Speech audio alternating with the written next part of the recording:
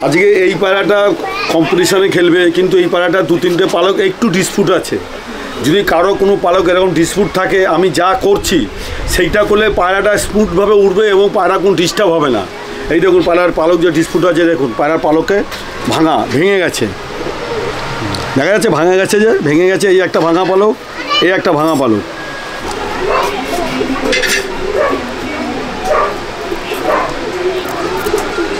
এই হয়ে গেল পায়রাটা, দেখুন আরেকটা পালক। এই যে তিনটে আসতে হবে, হাতের উপর রাখতে হবে, এই যে হাতের উপর রাখতে হবে, এই হাতের উপর রাখলাম, থেকে একটা পালককে ঠিক এই কেটে দিলাম। এই দেখুন ঠিক এরকমভাবে দেখুন পায়রার পালকটা, এই যে পায়রা পালকটা কেটে দিলাম। দেখুন আর একটা ডিসপুট আছে এই পায়রাটার, এই পালকটা বেঁকে গেছে, দেখুন পালকটা বেঁকে গেছে। একটু গরম জলে যদি একবার দুবার চুবানো হয় পালকটা ঠিক হয়ে যাবে।